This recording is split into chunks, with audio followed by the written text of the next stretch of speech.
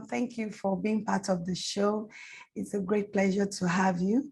And I've been looking forward to this. So it's a great pleasure. Thank you. Yeah. Thank you. Good morning. It's a pleasure to be here too. Yeah. On the show today, guys, we are having Oreoluwa, yes, with us. She's the executive director of W.Tec. And I hope we all know what W.Tec is really all about. W.Tec is Women in Technology Empowerment Center. I hope I'm correct.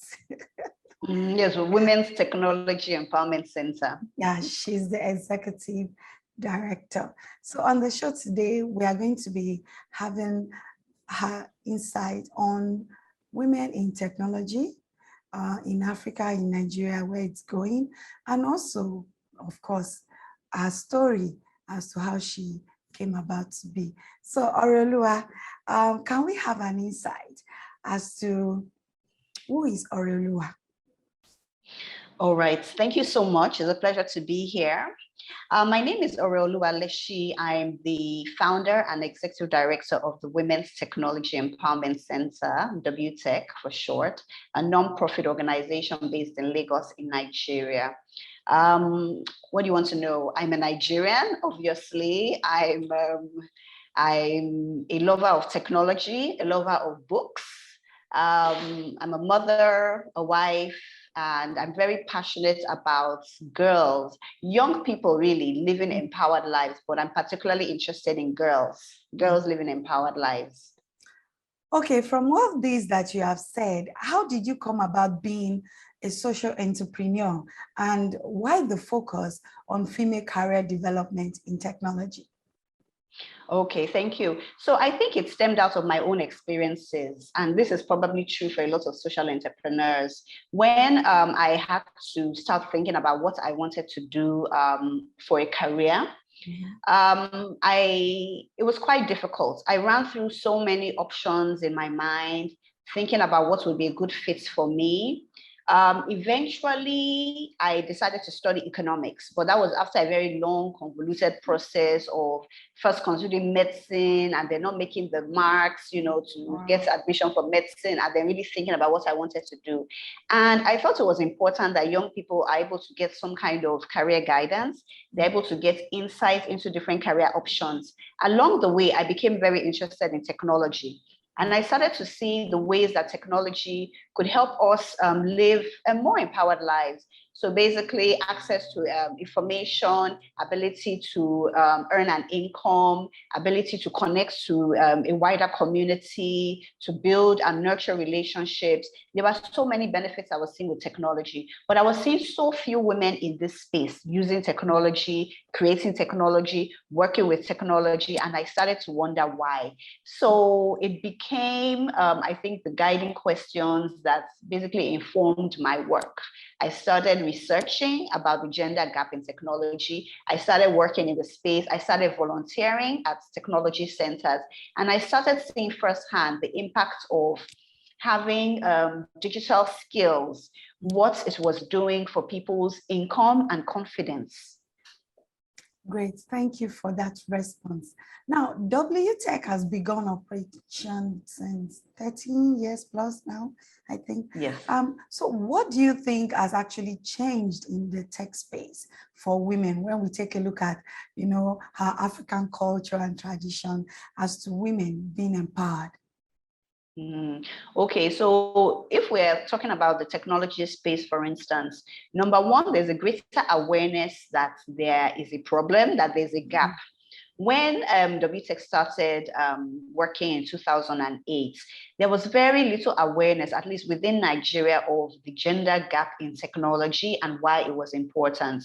So as we would speak about our work and how we were trying to get more girls and young women interested in pursuing technology careers, the questions would always be, why? Why women? Which gap are you talking about?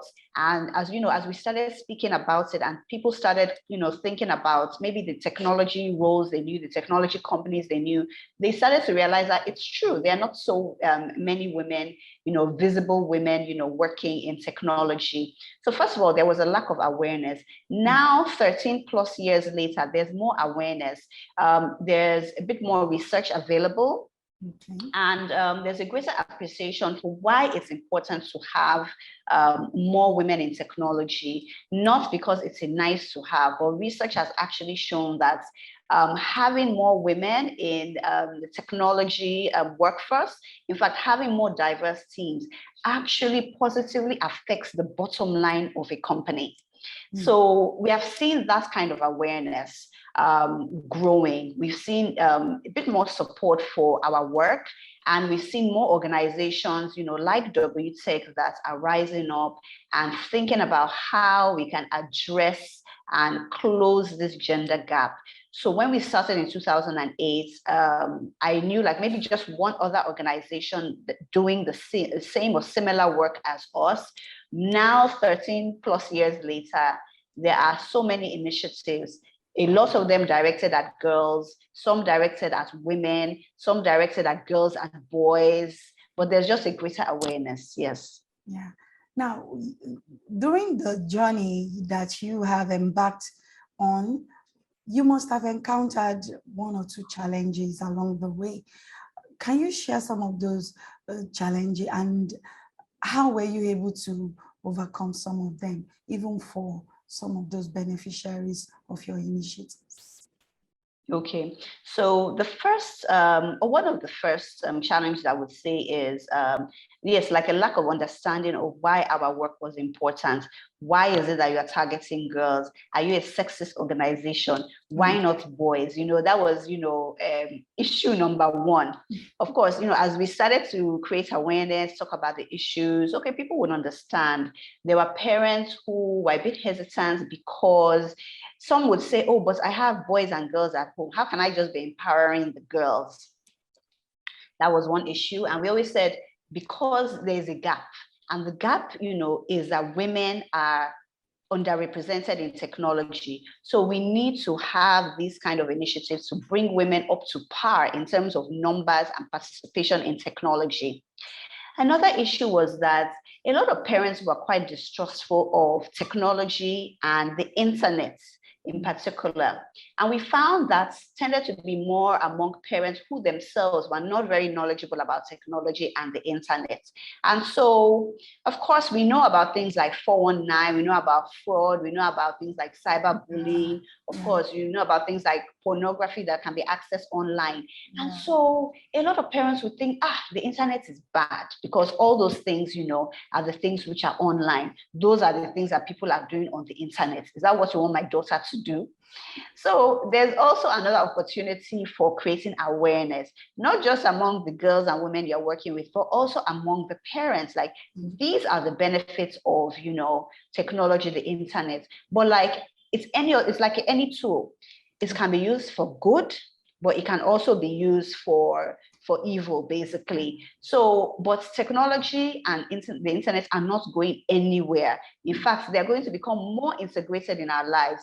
So it's very important that your daughters are able to use technology effectively, because if they can't, they'll be left behind. So I think, bit by bit, we started to win over the parents, and, they were very, more supportive, because no matter how fantastic our programs might be, at the end of the day, the girls return home, they go back to their schools. And if they're going to an environment or a family that is not supportive of them learning about technology, then, it may die, the aspirations may die an early death.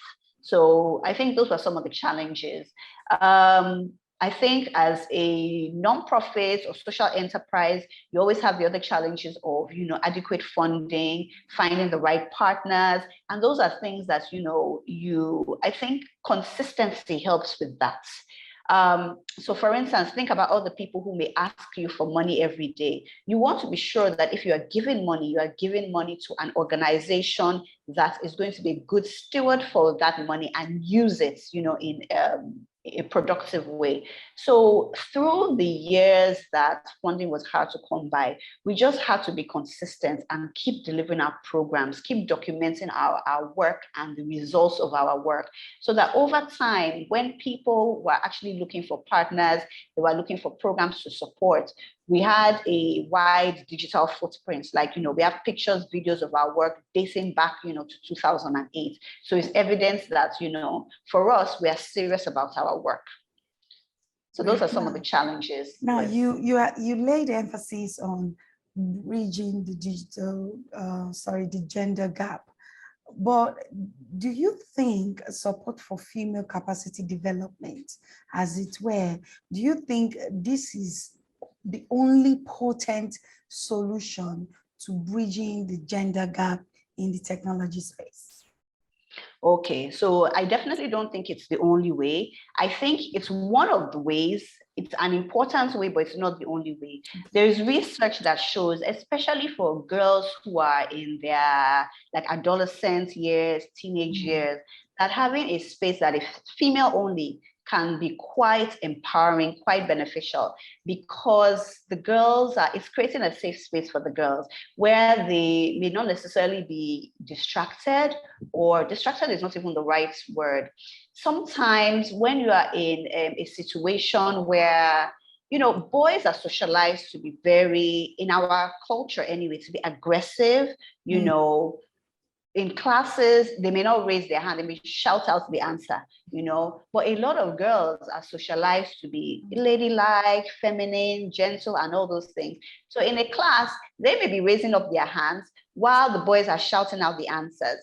And then invariably, if a teacher is not attuned to the dynamics within the class, they will usually be paying attention to the responses that are shouted at by the boys, but not call on the girls who are raising their hands.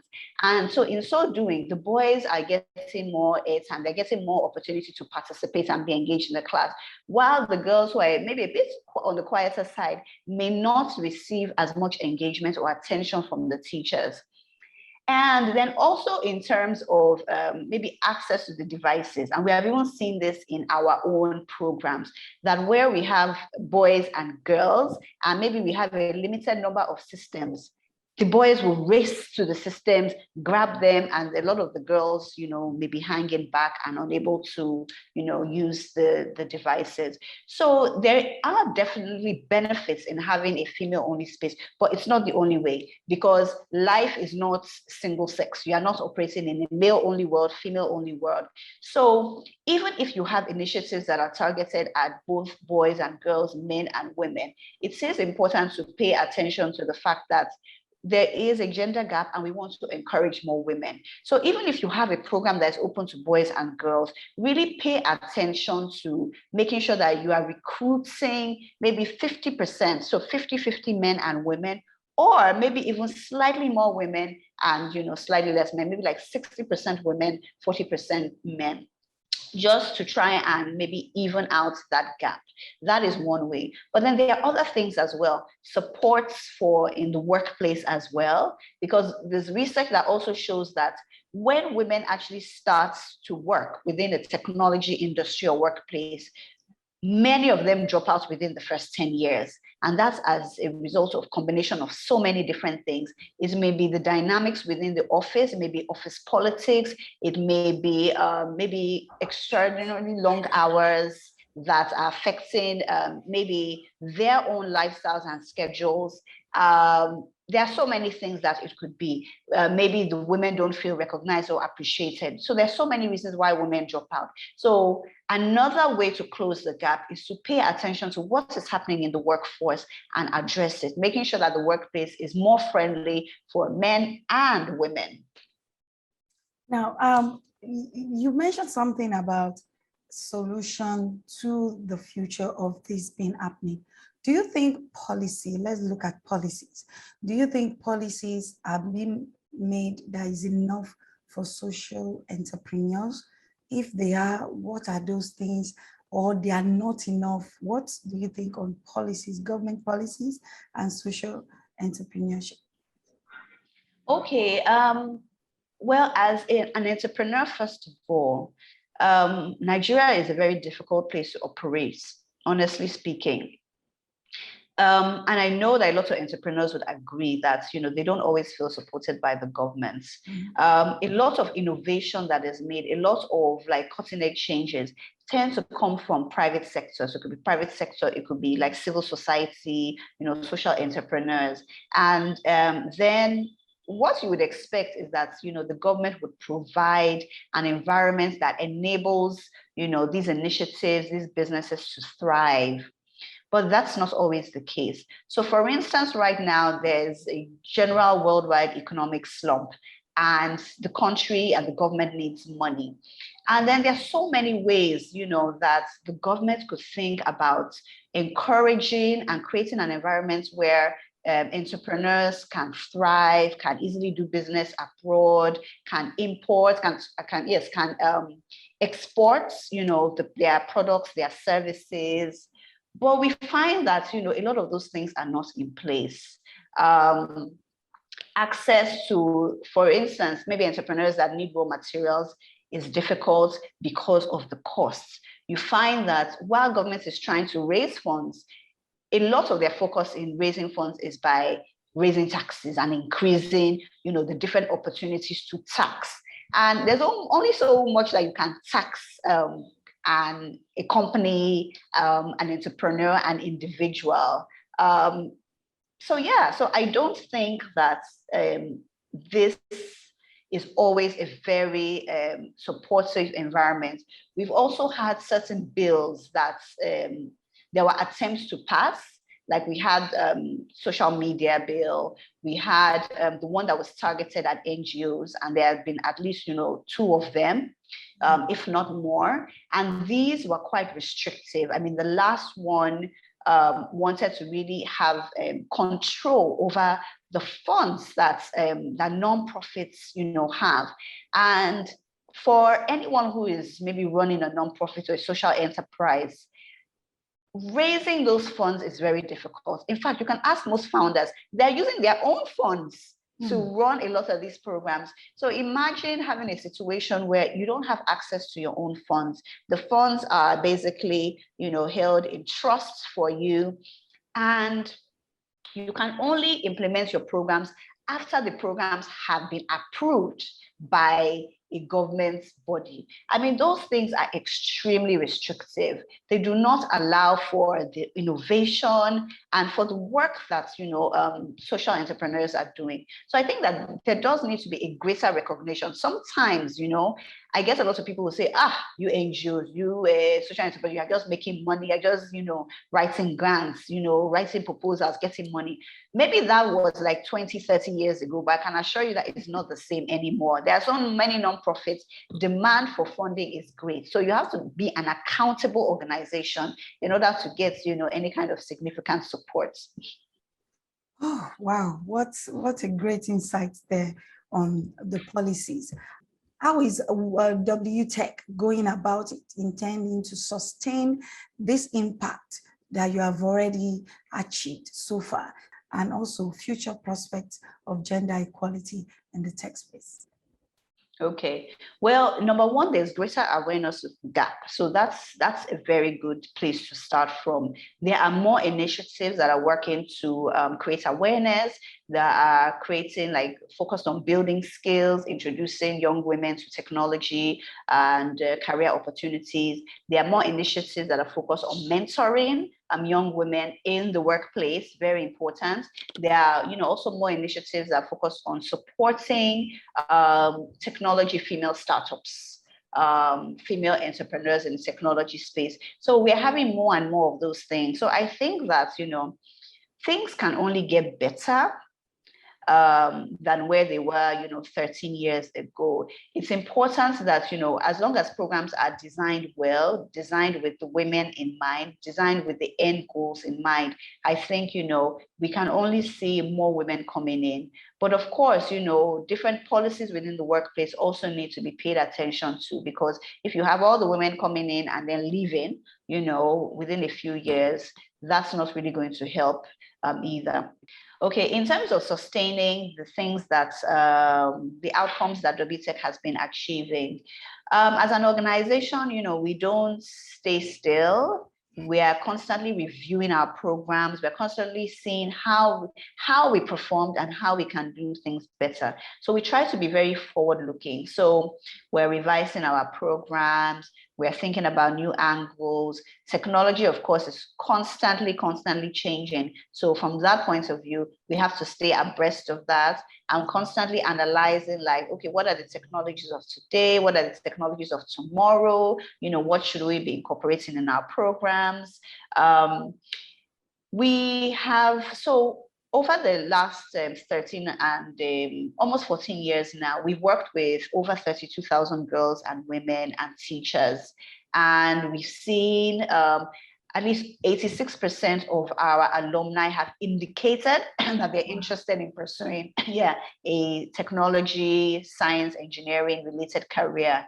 We've had about a quarter of our alumni who are actually pursuing a degree in science, technology, engineering, and maths, or they are working in that space. So what we are really hoping to do is to make sure that we are building a solid foundation for these young women. So as they're going into university, they're supported. That's why we started the mentoring program, so that we could match them with mentors and make sure that they stay in school, they don't drop out, and they're able to succeed very well. They're able to acquire the skills that they need in readiness for the workplace. Then we also want to make sure that we are building that pipeline. So as our alumni are getting into the workplace, they now become mentors for other girls coming behind them. And we always have our alumni joining our program. So they are volunteering as maybe facilitators, assistants, facilitators, instructors, So basically, the girls are giving back, and they're coming back into the cycle, and they're encouraging other girls behind them. We also try to connect them with scholarship opportunities, with other mentorships, and possibly like work placements as well, so that they're moving from one stage, and we are working along with them as they're moving. So they come in as a secondary school girl, attend our camp after school program, they go on to university, they go into the workplace, and then they now become a mentor for somebody else. Wow, great work you're doing there. What is your most valuable lesson that you have learned as an entrepreneur? Well, for me, I think it's that resilience is important. We all go in, you start a business, you start an enterprise with a particular vision in mind, and that may change along the way. But one thing that is common to most entrepreneurs is that sometimes things just don't work out the way you want them to. You have an idea like, oh, I'm going to launch this product, it's going to be a great success. In the end, maybe it is not a great success. Then you have the difficulties of managing or running the business day to day, just so many things that come up. And you just have to be able to deal with them and keep moving on. It's very easy to become discouraged and just decide to give up. So resilience is important. And the fact that things don't go right does not mean that you have failed as a person or your business has failed. It just means that you need to re-strategize. You need to look at what's happened, what went wrong, and see how you can basically maybe redesign that idea, approach it from a different angle, or maybe scrap it all together. But failure does not mean that you are a failure. You just have to keep going and keep learning the lessons, that you need to, and learn from other people. It's not all the time that you want to learn from your own experience. Being a great interview, I enjoyed it. And also, I believe the viewers enjoyed it. And also, I've learned so much just by your story. Thank you so much for your time. Thank you. I really enjoyed it. Thank you. And we hope to hear more of W.Tec in the future, great things you guys are already doing. And we hope to hear more of those great things you're going to do. Thank you, by the grace of God. This is DigiVation Network.